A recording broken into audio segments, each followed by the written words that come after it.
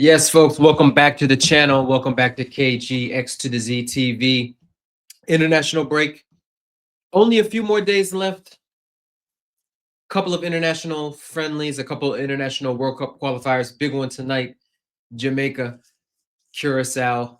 Hopefully the Reggae Boys, we can get our second World Cup appearance. I think 98 was the last time, either 98 or 94. I think I was in middle school or high school around that time, and I remember it was a mad thing. But that's not the topic of this video. For this one, we're gonna talk about none other than Romeo Lavia, the Chelsea midfielder who is currently out um, with another injury. This time, a quad injury that he picked up in the 2-2 draw in the Champions League away to Karabag. He felt his quad, I think, 2 or 3 minutes, maybe like 4 or 5 minutes into the match.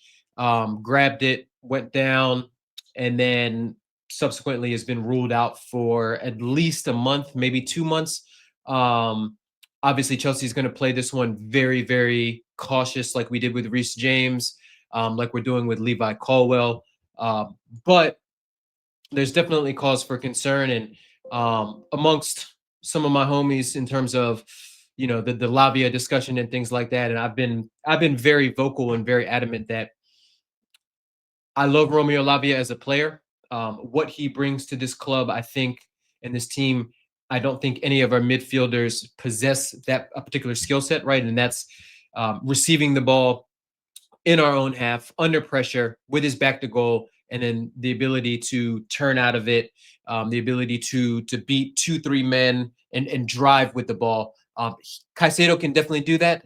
Enzo's not the greatest at that because he's just athletically just not on that level. But Lavia is what they like to say the most press resistant midfielder that we have. Very young still. I think he's 21, just turned 21 or 20. World of potential, but at some point a decision has to be made, right? Unlike Reece James, right, where Reece James you give the benefit of the doubt because you've seen his world class level before. You know the kind of player you're going to get, and the heights that you're going to reach when he's in there. Captain of the club as well, homegrown, Cobham kid, helped us win a Champions League, helped us win Club World Cup and various other trophies. I think he's got 6 for Chelsea, which is pretty nice return for a player that's missed the kind of matches that he's missed. But yeah, the big news, injuries aside, and we talked about I talked about the games that he's played and missed. Lavia has missed around 87 or 88 matches for Chelsea since joining in 2023 due to repeated injuries, 10 separate injuries, right?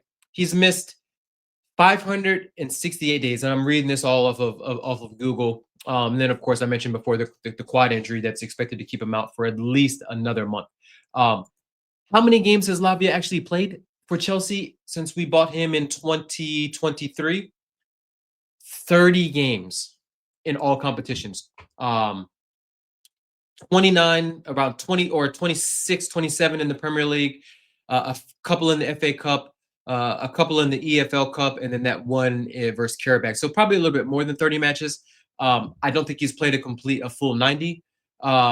And back-to-back matches and things like that. Yeah, it's very, very, very spooky. So look, we know what Lavia's injury situation is. We know he's very fragile. Sometimes this happens with younger players that are growing into their body where they just don't have their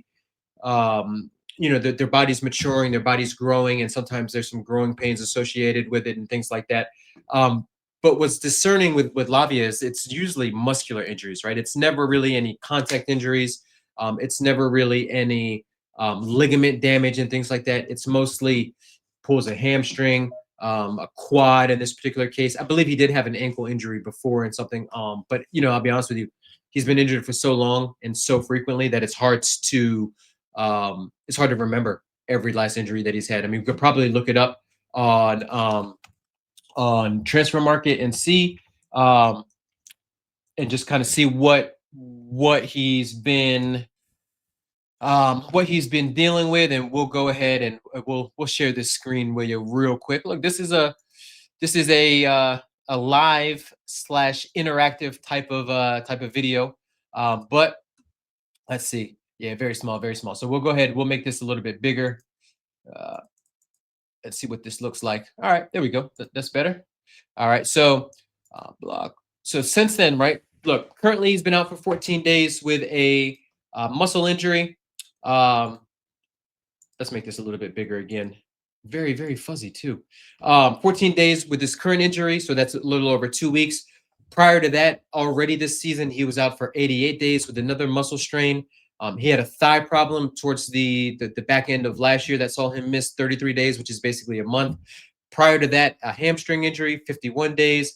Prior to that, another hamstring injury for 30 days. Prior to that, another hamstring injury for 24 days. And then prior to that, when we first got him, missed 186 days due to a hamstring injury. So if you see those hamstring injuries, there's four of them, just like Reece James. I don't know whether or not Lavia opted in for surgery or opted out of surgery, but there's been a lot of muscle injuries, right? We had fitness issues there, which it's probably just him trying to get back up to speed. And maybe the injury report said that he was in training, but he just needed time. So I won't hold those fitness injuries to it. It's not a Ryan Cherky thing where he was fat or anything like that, but ankle injury and then a muscle tear also for 7 days. And then look, you can see in his Southampton days prior to joining Chelsea, he did miss 56 days with a hamstring injury. So if you're looking at that, look, 88 days, that's a little under 3 months.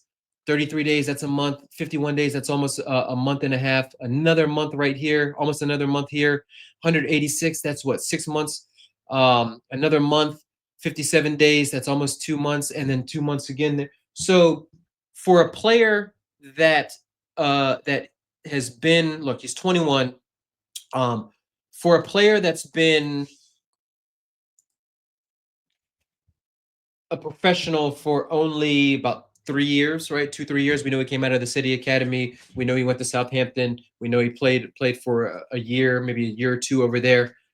That's a lot of injuries. But today's video wasn't really to harp on Lavia's injury concerns and fitness, but it's impossible to talk about Lavia without talking about those. But mainly, what we wanted to kind of talk about was the recent rumors floating around on Twitter that Lavia and Cuckoo were offered in sort of a swap deal over the summer to entice Manchester United into selling us Alejandro Garnacho. So that's something that I definitely heard the rumors about Nkuku, and Nkuku ultimately got his move to AC Milan, but the speculation about Lavia being thrown in there as well just doesn't pass the smell test um if you're asking me, right? And then luckily today we see more reports coming out, and Fabrizio has since confirmed this, that Romeo Lavia was not discussed in the deal for Garnacho. A name mentioned at the start of the summer was that of Tyreek George, and we know, I mentioned before about Lavia. So this makes sense, right? Because if you're Manchester United, a player like Lavia would be very, very good for them in terms of um, helping them with their midfield situation, right? They don't have a press resistant midfielder like that unless you want to categorize Kobe in that situation. And Kobe's a lot like him too. He's been dealing with fitness issues. He's still growing into his body and things like that. But Kobe's more of mine is more of a final third or approaching the final third type of player, whereas Lavia is more of a holding type of midfielder, right? We've seen him play some nice passes going forward and things like that, but that's not his strength and that's not his strong point. And that's not to say that neither one of those players can develop those weaknesses to their games. That's just more so saying that as it is right now and what we've seen from Lavia, his expertise is building out from the back, beating a couple men, driving at defenders or driving at defenses that are defensive lines that are already set up and things like that. So, it makes sense from that particular aspect that United would want him. But if you're United and if you're any other team, how how can you how assured can you be of dropping what'll probably be what would be a sizable chunk of change. I'm imagining at least 40 million, right? Chelsea paid around 60 million, maybe 55 plus add-ons, which we probably haven't reached yet because I'm sure if there's a games played in there, it hasn't even come close to it. But how can you drop that amount of cash on a player that's just not fit and not available? That would have, they've had their issues with Mason Mount in terms of buying a player that just can't seem to stay fit. They've got some of their other players out there that's just have a hard time. Lisandro Martinez that can't stay fit. So for them purchasing another player, and I can't imagine too many clubs or too many fan bases as well would be over the moon in signing Lavia. And I can't imagine that Chelsea would want to get rid of a player that's still 21, um, that probably has a depreciation in terms of his market value. But we know that once he's fit, and hopefully the approach that we took for Reece James can get Lavia, and the approach that kind of like we're taking too with Cole Palmer can sort of get Lavia back on track. The good thing is that we do have the midfield depth when we're all healthy, excluding Lavia, of course. Like we've got Santos, we've got Asugo, and things like that. We've got Reece James who can step in the midfield. But the problem is Asugo is also out injured. Lavia is injured. So, that depth really is sort of cut in half as we solely rely on James or Caicedo and Enzo. And that's just not wise considering the amount of minutes that those guys have had in their legs over the last few years. So, Lavia is definitely a player that I rate in terms of his ability, but that availability, it's starting to really throw question marks into what I think Chelsea should do with him long term. Look, I've been on the record of saying if he can't prove to stay fit and get a consistent run of games, because he hasn't had a good run of games where he stayed fit in the next by the end of this year, by the end of the 25-26 season, I think it's time to seriously have conversations about what we do with Lavia. I think he is on one of those longer contracts, 6 to 7 years, so his value might be retained a little bit in that. But again, if he can't stay fit, what kind of return are you really going to get with him? So, look, it's nice to not sell to a rival, a good player to a rival, in terms of Lavia, but at the same time, we really, really need Romeo Lavia to sort of get over these muscle injuries and to get a good run of games in there and show us the player that he is when he does come back. Because when he comes back, he doesn't seem to need too many games to sort of get back up to sharpness and fitness and things like that. He's usually pretty solid as soon as he gets back. So, like I said, this one was just a quick short one on Lavia. Let me know what you think in the comments. Let me know whether or not we should cut our losses and move on. Have some patience with him and try to get him on that Reece James hamstring plan or muscle kind of management plan. But yeah, let me know. But as always, hit that like, hit that subscribe, and turn those notifications on, and we'll try to get a few more videos out before we jump back into it this upcoming weekend with our away trip to Burnley before things get crazy with Barcelona and Arsenal coming to the bridge. So big up everyone. Big up Jamaica. Come on tonight. We got to do this. Reggae boys need to be in this World Cup. But we will see y'all around. Peace.